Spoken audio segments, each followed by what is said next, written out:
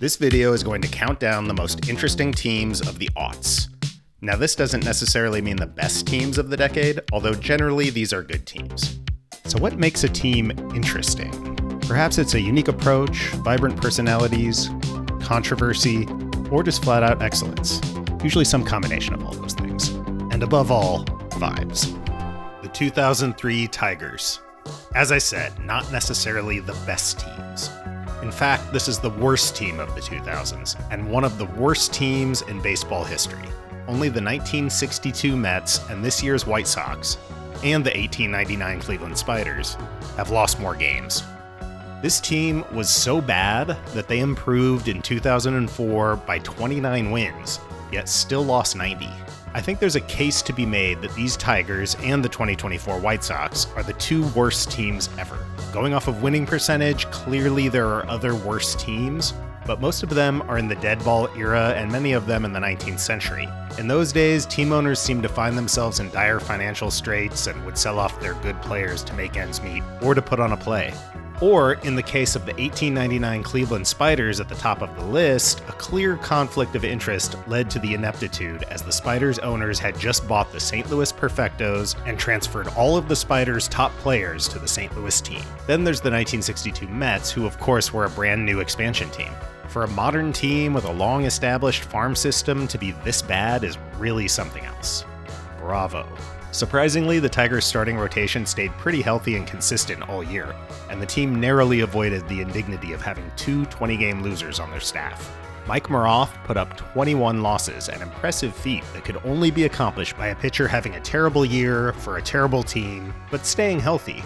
But Jeremy Bonderman lost 19, and only avoided getting his 20th by being relegated to the bullpen to end the year in a sympathetic move by manager Alan Trammell, who was trying to protect the young prospect's confidence. Sort of an inverted Eddie Seacott, Charlie Comiskey type of maneuver. You said if I won 30 games this year, there'd be a $10,000 bonus. So? I think you owe it to me. How many games does Mr. Seacott win for us this year? 29, sir. You had Kid bench me for 2 whole weeks in August. I missed 5 starts. 29 is not 30, Eddie. And 19 is not 20. So Maroth and Bonderman were not able to join the very elite club of 20 lost teammates, the last of which were Stan Bonson and Wilbur Wood of the 1973 White Sox. And it's only been done 8 times in the live ball era, and only 3 times since World War II, 2 of which were the early 60s Mets. In fact, losing 20 games in a season is so rare in the modern game that Maroth is the only pitcher since 1980 to have done it. At the end of this season, the Tigers brought a bit of dramatic flair as they rallied to avoid tying the 62 Mets 120 losses and ended the year on a 5-1 heater. On the second to last day of the year, they trailed the division-leading Twins 8-0 in the 5th inning. 120 losses was all but guaranteed. But incredibly, they rallied. 1 in the 5th, 3 in the 7th, and then 4 in the 8th. Then, tied in the bottom of the 9th, with 1 out and a runner on third, Warren Morris struck out on a wild pitch, scoring the winning run. Fittingly, the most pathetic walk-off win in baseball history. But in what may give current-day White Sox fans solace, the Tigers would find themselves in the World Series just 3 years later, thanks to a rebuild by GM Dave Dombrowski. The 2004 Cardinals. Albert Pujols, Scott Rowland, and Jim Edmonds combined for more than 24 WAR in 2004, earning the nickname the MV3. This was only the 4th time in baseball history that a team had 3 position players with more than 7 WAR apiece. This was the best team of the La Russa Pujols era, which the Cardinals built with equal parts dumb luck and smart moves. Pujols was selected in the 13th round of the 1999 draft. He was basically a non-prospect.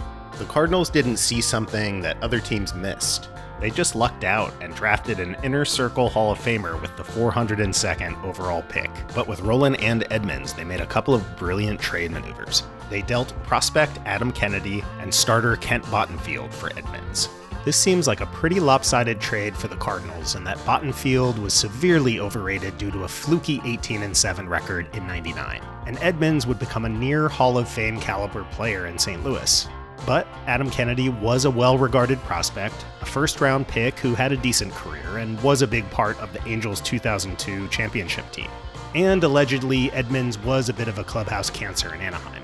But this was clearly a boon for the Cardinals, and it was a trade that kept paying off as Edmonds would be dealt to San Diego in 2007 for a guy named David Freese. Crazy what a lousy 18-win Kent Bottenfield year used to be able to do for a franchise. And with Roland, the Cardinals and Phillies did a third baseman swap, with the future Hall of Famer trading places with Placido Polanco. Another big win for the Cardinals, although it is surprising how solid of a career Polanco ended up having.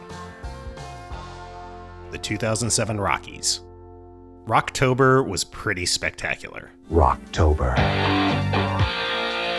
This fall, WCMF will fly 70 people to New York City for the Stones.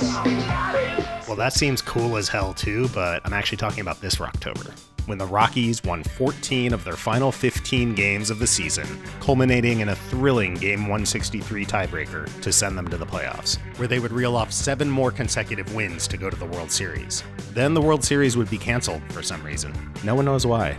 Even without the championship, whenever your team stages a comeback like that in the final month of the season, it's exhilarating. And that aforementioned Game 163 was a microcosm of the entire season for the Rocks. An up and down game with the Rockies coming back from down 2 in the 13th to walk it off into the playoffs. The 2003 Marlins. I want you to put the word out there that we back up. Understand me? We back up. That's right, the Marlins came back for their second championship as a wild card in their first 11 years as a team. This one was built not via free agency like the 97 team, but it spawned out of the ashes of that team's fire sale. A series of trades that stem from the 97 team would eventually net them Juan Pierre, Dontrelle Willis, Derek Lee, Brad Penny, Carl Pavano, and Braden Looper. They would also have first-rounder Josh Beckett step in as the staff ace, and a rookie named Miguel Cabrera get the mid-season call-up as a utility guy.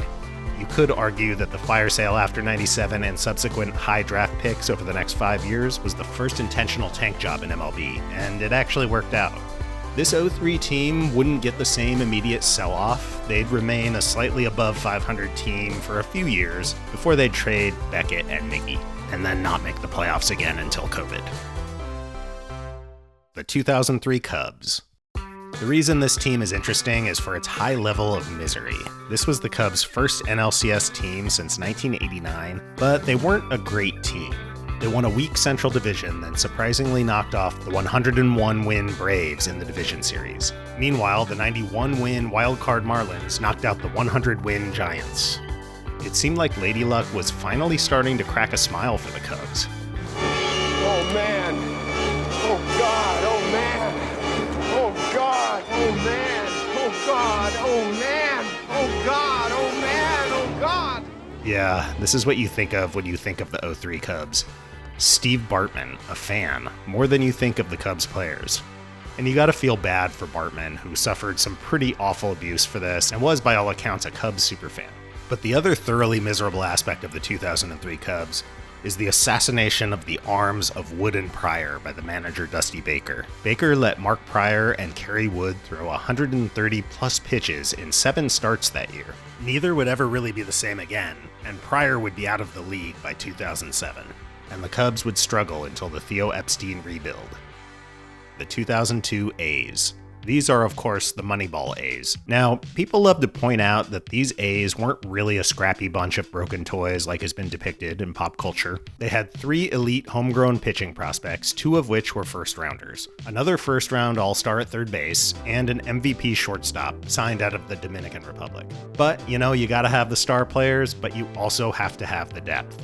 And Billy Beane and his team did find the value other GMs were ignoring. On-base savant Scott Hatteberg's conversion from catcher to first base was a famous plot point in the movie. It's not that hard, Scott. Tell him, Wash. It's incredibly hard. And he was an important player on that team, not exactly filling the shoes of the departing Jason Giambi, but also not costing much of anything. A couple of other key transactions discussed in the book were the signing of the declining but still elite OBPing David Justice, and the pickup of submariner Chad Bradford, who was undervalued due to his slow-tossing, unconventional style. So yeah, maybe they had some great conventional talent on this team, sure, but they also had the broken toys. The 2006 A's. Okay, this team really doesn't deserve to be this high on this list, but it's a follow-up to the 2002 A's, so I had to put them after. So, what happened after Moneyball? Well, top draft pick from 2002, Nick Swisher, came up and put up a big season. Jeremy Brown, the fat catcher that Bean took with their second first-round pick in 2002, got his one and only call-up. And he put up some numbers in 5 games. In fact, as much as the A's were seen as a bit crazy for that draft pick, Brown put up pretty good minor league numbers too. Not sure why he didn't get much of a chance, but probably has something to do with defensive liabilities, or his anxieties about running to second base. But this 2006 team was a continuation of the same Moneyball spirit, with Mark Mulder and Tim Hudson departing in the intervening years, along with Miguel Tejada, while hanging on to Barry Zito and Eric Chavez. They would flip Mulder for the better and younger Dan Herron, and sign the left-for-dead Frank Thomas to a cheap, make-good one-year deal in which he would prove he had plenty left in the tank. The A's would win the West before getting swept by the Tigers in the ALCS, fueling many a Moneyball doesn't work in the postseason take. 2008 Rays. In 2008, Tampa Bay got right with the Lord and took the devil out of their name. The power of Christ compels you! The power of Christ compels you! Some would say it's a coincidence that they suddenly got good, but come on. Andrew Friedman would build on Billy Beane's winning formula to drag the Rays from the depths of baseball hell all the way to the World Series in 2008. Before 2008, the Rays had only finished higher than last place in one season, in which they finished second to last. But they would shock the whole league by winning the toughest division in baseball and then the AL pennant. The Rays did this with the second lowest payroll in MLB at $43 million, in a division featuring the $209 million Yankees and $133 million Red Sox. So how did they do it? Well, any team that was that bad for that long is bound to have some draft picks pan out, and this team had 2006 first-rounder Evan Longoria break into the bigs with a splash, earning Rookie of the Year honors in 2008. They also got good years from homegrown players like B.J. Upton, Carl Crawford, and James Shields. The Rays have become known for developing their teams by being aggressively transactional, and 2008 was not an outlier in that regard. They traded their 2003 number 1 pick, Delman Young, to the Twins for starter Matt Garza and shortstop Jason Bartlett, who would combine for 5.1 WAR in 2008, while Young would put up only 3.2 WAR in his whole career. And they traded Aubrey Huff to Houston for Ben Zobrist, who would have an excellent partial season in 2008. And going back to the pre-Friedman era, the Rays had dealt middling starter Victor Zambrano in 2004 to the Mets for top prospect Scott Kazmir, who would become the Rays' ace. And they made several other small trades to bring in key contributors like Edwin Jackson, Dioner Navarro, Dan Wheeler, J.P. Howell, and Grant Balfour. Add in a successful buy low strategy on a former number 1 pick turned 29-year-old journeyman, and you're punching above your weight class. Number 2, the 2001 Mariners. This was a magical season for Seattle. After losing 3 absolute legends over the previous few seasons in Griffey, A-Rod, and Randy Johnson, the Mariners showed everyone the value of depth over superstars by tying the 1906 Chicago Cubs for the most wins in a season at 116. Not that they didn't have stars, they had Edgar and Ichiro after all. But this team was deep, with 8 position players accruing 3.3 or more WAR, which is tied for the most teammates ever with 3.3 or more WAR. 3.3 being a number people commonly use as a cutoff point. It's just a generic number that the writers of this made up for this. How did the Mariners overcome the loss of 3 monumental talents? First off, Griffey was traded for his direct replacement, Mike Cameron. Let my Cameron go. Who would actually outplay the declining and oft-injured Griffey in 2001 for a fraction of the cost. They traded Randy Johnson for 2 starters, Freddie Garcia and John Halama, as well as shortstop Carlos Guillen. Those 3 would WAR a combined 6.5 versus Johnson's whopping 10.1, but cost a little over $1 million versus Johnson's $13.5 million price tag. A-Rod would leave in free agency, getting a massive contract from the Rangers. The money they didn't sink into those 3 allowed them to sign free agents Brett Boone, Ichiro Suzuki, John Olerud, Aaron Seeley, Arthur Rhodes, Paul Abbott, Jeff Nelson, Kaz Sasaki, Mark McLemore, David Bell, Stan Javier, and more. But I'm burying the lead here because the main reason this team is so cool is because it's the first year of Ichiro, the most exciting player of the decade. And he had an amazing year in 01, becoming only the second player ever after 1975's Fred Lynn to win both the Rookie of the Year award and MVP in the same season. The 2004 Red Sox. This one's got it all. A long-suffering franchise breaking a legendary curse, an epic, unprecedented comeback against a mortal enemy, books, movies, the bloody sock, the steal, the A-Rod slap. Psychos, Furbies, screaming babies and Mozart wigs. The incredible clutchness of Big Papi, Manny being Manny, and a nickname, the Idiots. What else is there to say about this team that hasn't already been said? One tidbit I like about their postseason run was that prior to Game 6 of the ALCS in Yankee Stadium, Kevin Millar grabbed a bottle of Jack Daniels, and he and several others snuck off and downed a shot instead of taking batting practice. After winning that game, they took a shot before each of the next 5 games, and they won all 5. The Red Sox basically took the another round approach to baseball. Tilstræbt konstant niveau på en halv promille. Med henblik på indsamling af evidens, psykologiske og psykoretoriske følgevirkninger samt undersøgelse af forøget social og faglig yde. I gotta wonder, why isn't every team doing this?